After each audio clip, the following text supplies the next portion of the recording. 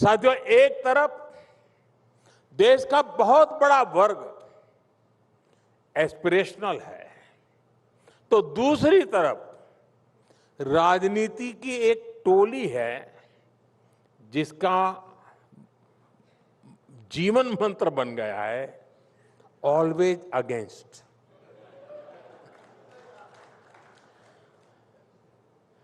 ये टोली chronic dissatisfaction यानी स्थायी असंतोष से भरी हुई है।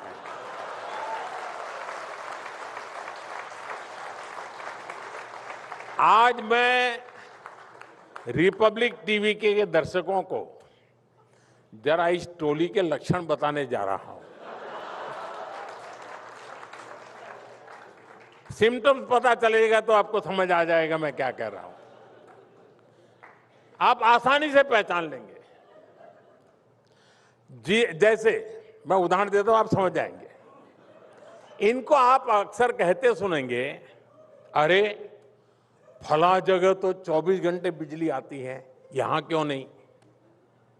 और अगले ही दिन ये लोग डैम्स का, सोलर पार्क का, थर्मल का, न्यूक्लियर प्लांट का विरोध करने के लिए डफली लेके आ जाएंगे।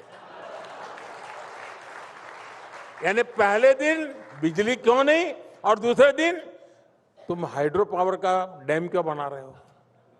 ये जमात ऐसी है।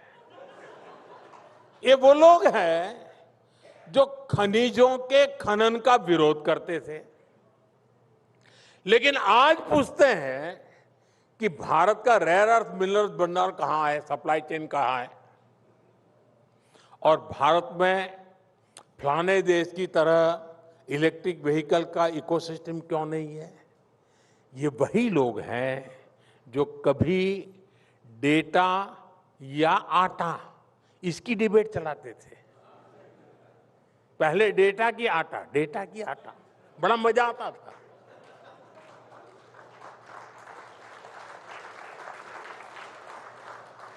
आज यही लोग पूछते हैं कि बताओ मोदी जी, एआई में क्या काम हुआ? हद देखिए,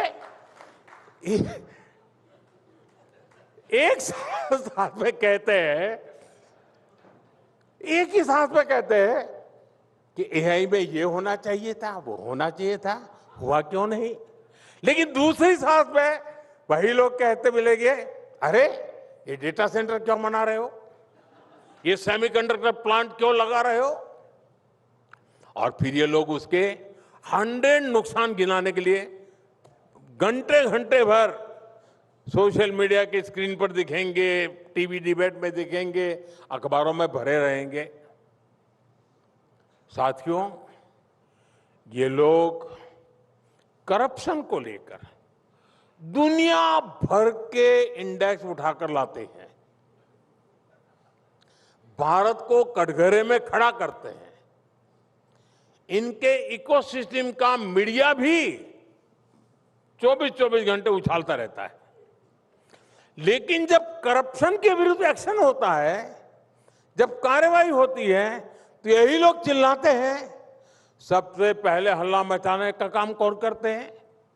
यही गलत हो रहा है, फलाना गया, ढिकना गया, रेड कर दी, जांच कर दी, अरेस्ट कर दिया। सवाल उठाए जाते हैं, कार्रवाई ऐसे क्यों हो रही है, वैसे क्यों नहीं, अब क्यों हो रही है, तब क्यों नहीं, ए पर क्यों हो रही है, बी पर क्यों नहीं हो रही है? यही उनका खेल है। साथियों, इन लोगों का कैरेक्टर समझना देश के लिए बहुत जरूरी है। खास तौर पे मेरे देश के युवाओं को इनको पहचानने की जरूरत है, और हमारी जैन जी को तो बहुत जल्दी समझना चाहिए। जल्दी समझो, वरना अब सूर्यवंशी आया है, वो तेज गति से समझ जाता है। साथियों, ये लोग एक तरफ कहेंगे कि देश की सेनाओं को छूट नहीं है, हथियार नहीं मिल रहे हैं, लेकिन जब सरकार कोई डिफेंस डील करेगी, कोई आधुनिक हथियार खरीदती है, तो सबसे पहले आकर कहते हैं कि ये क्यों खरीदा। ये दुनिया भर में भारत की कूटनीति पर सवाल करेंगे। लेकिन जब भारत कूटनीति के लिए, सुरक्षा के लिए कहीं कोई इंफ्रास्ट्रक्चर प्रोजेक्ट बनाने लगेगा, तो ये लोग ढोल ढपली लेकर हल्ला मचाना शुरू कर देते हैं। साथियों, आज भारत के जिस अहम कालखंड में है, इसमें हमें ऐसे लोगों को पहचानना होगा, उनके कुतर्क को समझना होगा और उनसे सतर्क रहना बहुत जरूरी होगा। और आज दुर्भाग्य से आज देश के मुख्य विपक्षी दल कांग्रेस पर ऐसे ही लोगों का कब्जा हो गया है। कांग्रेस कभी नेशन फर्स्ट की बात करेगी, ये सोचना भी अब झूठे सपने जैसा हो गया है।